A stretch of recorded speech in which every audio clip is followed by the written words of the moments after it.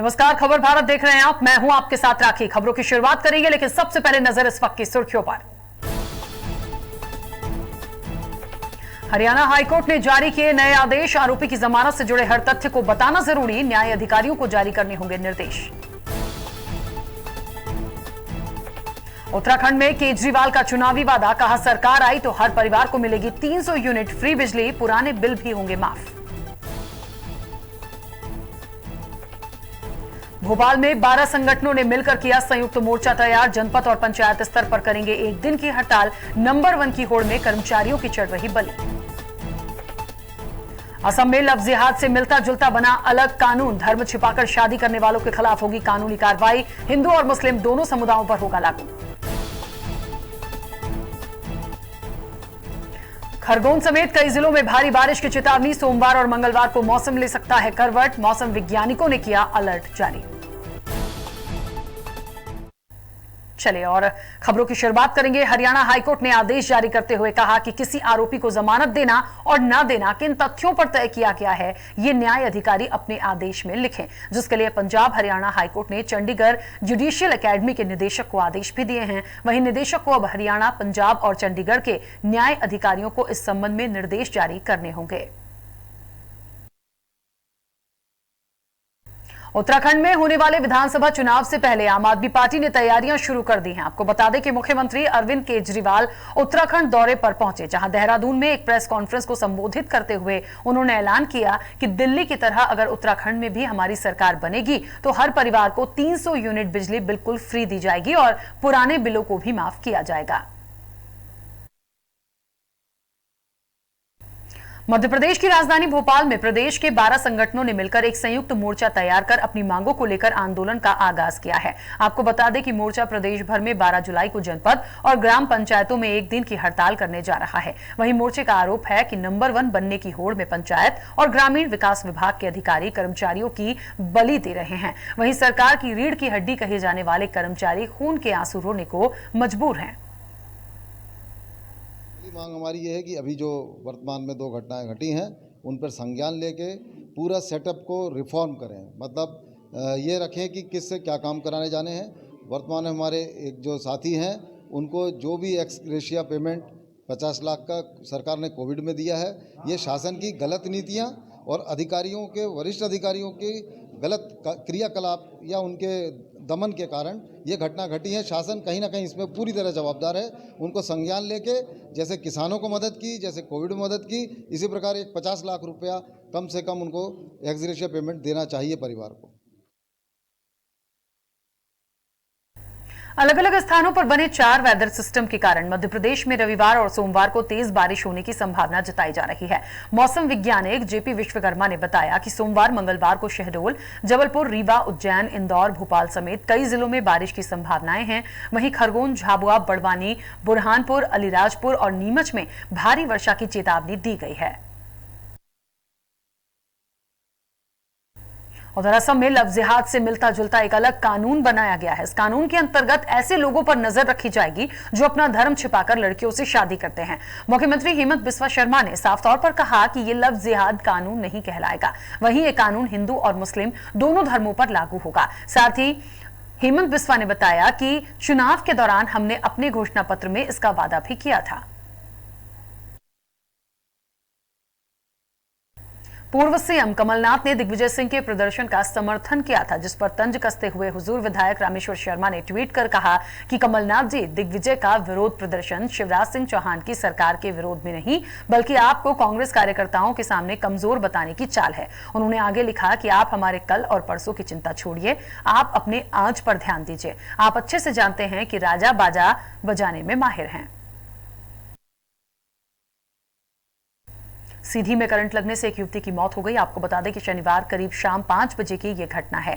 घटना की जानकारी लगते ही युवती के माता पिता घर आए और युवती को इलाज के लिए सामुदायिक स्वास्थ्य केंद्र लाया गया, जहां इलाज के दौरान युवती ने दम तोड़ दिया।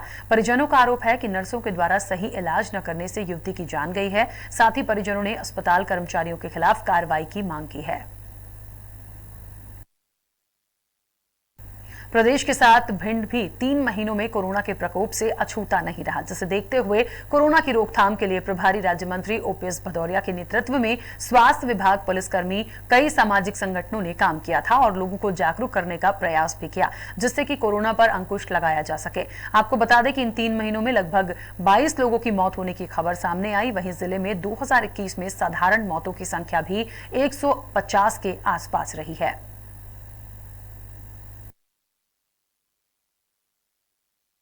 दो 2021 में यदि 3 माह की बात की जाए तो मार्च, अप्रैल और मई के महीने में कोरोना से मरने वालों की संख्या लगभग 22 पर पहुंची है, जो कि सरकारी आंकड़े बताते हैं।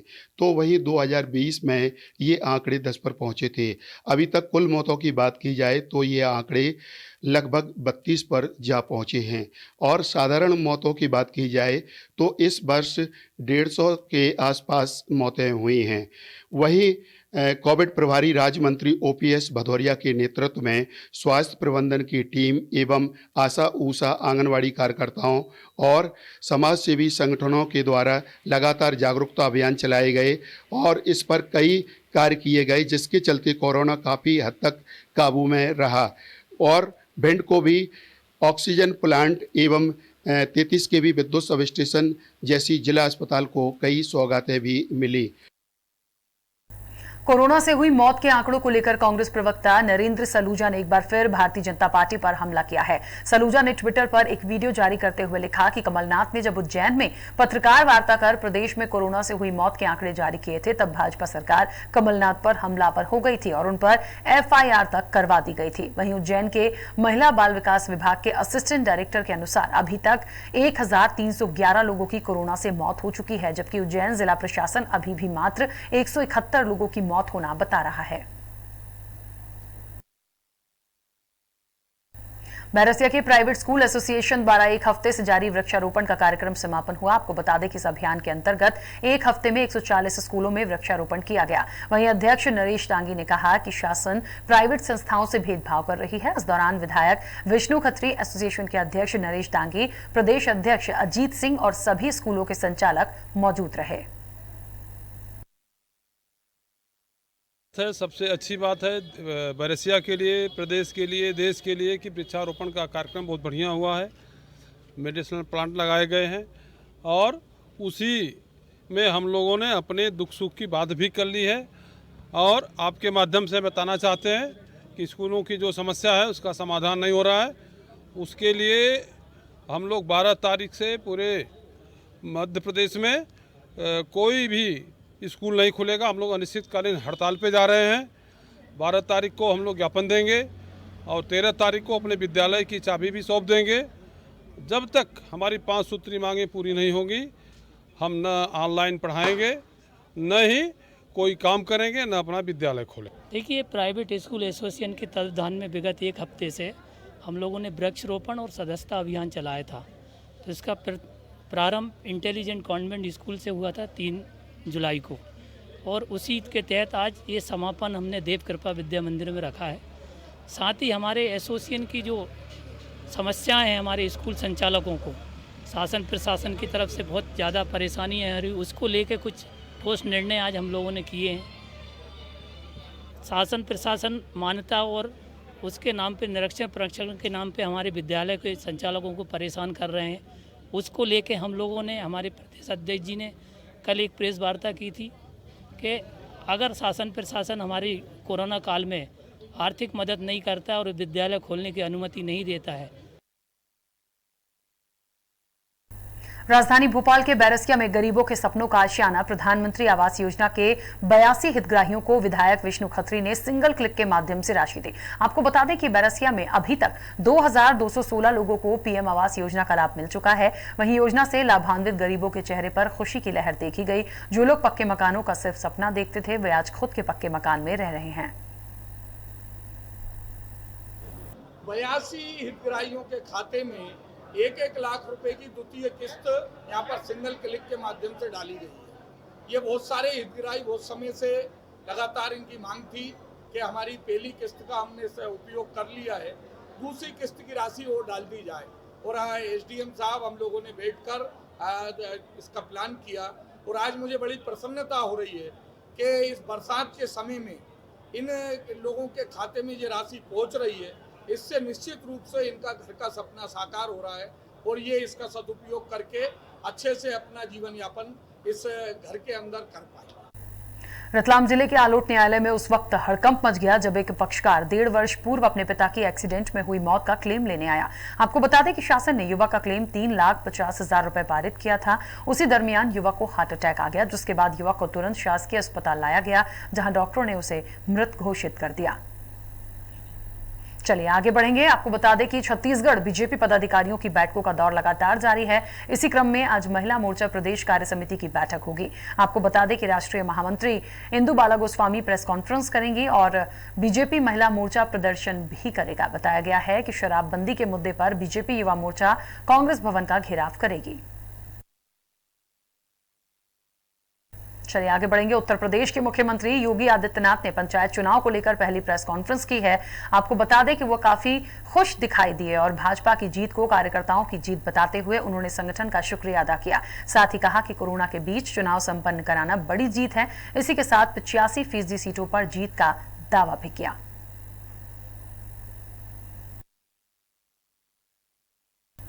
लखनऊ के काकोरी में यूपी एटीएस सर्च ऑपरेशन चलाया जा रहा था। दरअसल एटीएस को एक गैराज में अलकायदा के आतंकियों के छिपे होने की खबर लगी थी। आपको बता दें कि कार्रवाई के बाद 2 आतंकियों को पकड़ लिया गया है, जबकि 3 घरों में कमांडो की तलाश जारी है। वहीं मामले को गंभीरता से लेते हुए पूरे इलाके को सील कर दिया गया है।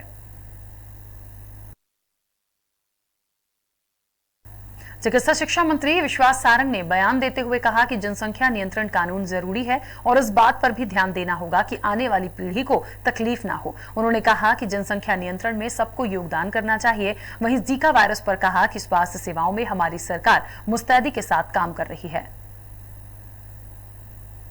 अपनी आगे आने वाली पीढ़ी को तकलीफ में ना डालें और उसके लिए जरूरी है कि जनसंख्या पर नियंत्रण जरूर होना चाहिए। इस पृथ्वी पर इस पूरे नेचर में हर चीज की एक सीमा है, चाहे हम जमीन की बात करें, चाहे हम पानी की बात करें,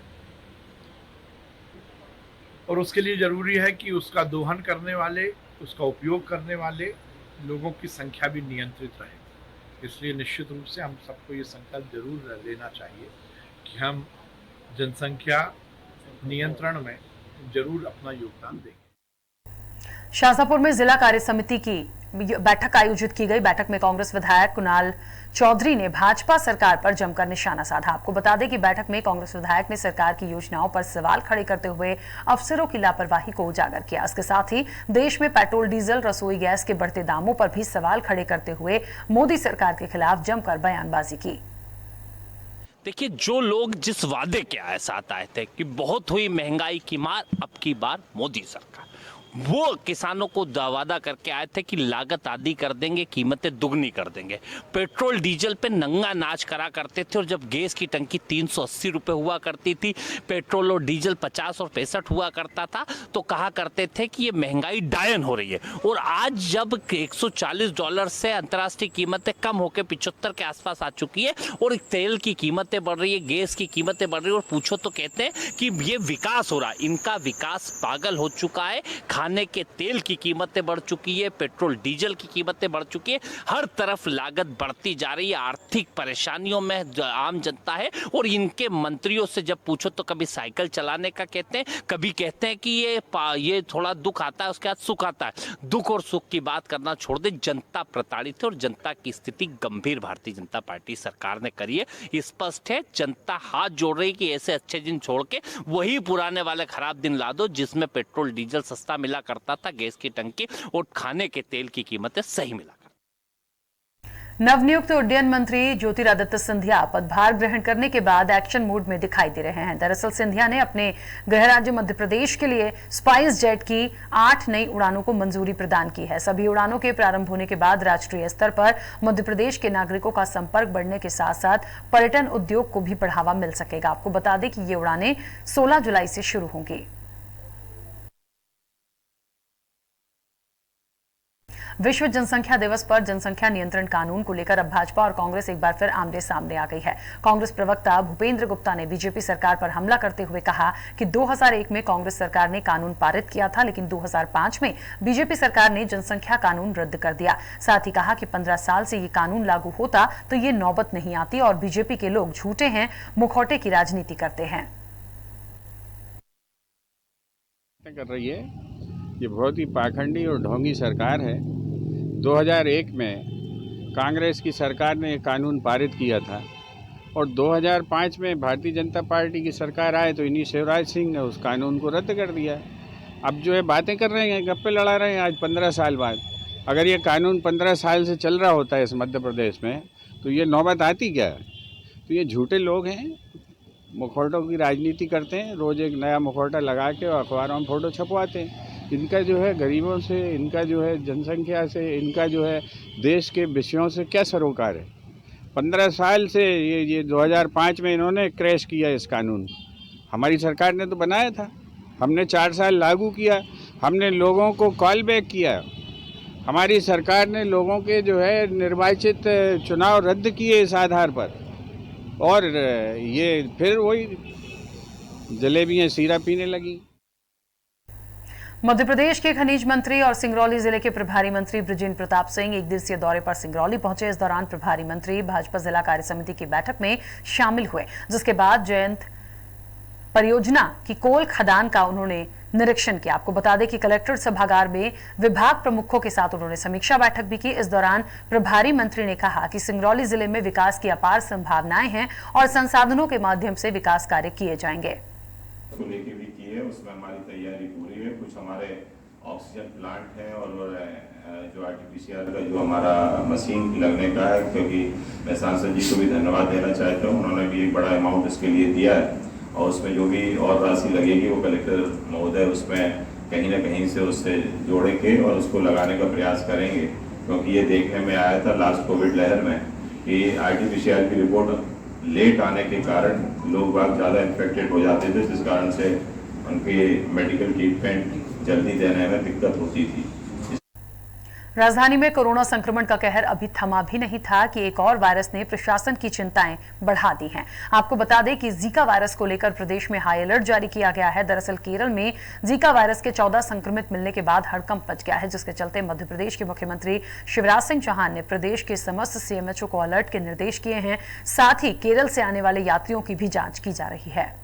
जानते हैं कि 11 जनवरी को प्रत्येक वर्ष विश्व जनसंख्या दिवस के रूप में मनाया जाता है और विश्व जनसंख्या दिवस के रूप में मनाने के लिए हम अपने आप को फिर से जागरूक करते हैं और साथ में जो हमारे देशवासी हैं उनको भी जागरूक करते हैं कि जो बढ़ती हुई जनसंख्या है, जो हमारे साधन है वो लिमिटेड है और अगर हम इसी तरह से हमारी जनसंख्या बढ़ती रही तो हमारे पास साधनों की कमी हो जाएगी। और इस दिवस को सिर्फ जनसंख्या दिवस के रूप में न मनाते हुए पूरे माह को हम विश्व जनसंख्या माह के तौर पर मनाएंगे, जिसमें आपको मालूम है कि इस समय परिवार नियोजन के विभिन्न तरह के साधन स्थायी और अस्थायी हमारे पास मौजूद हैं।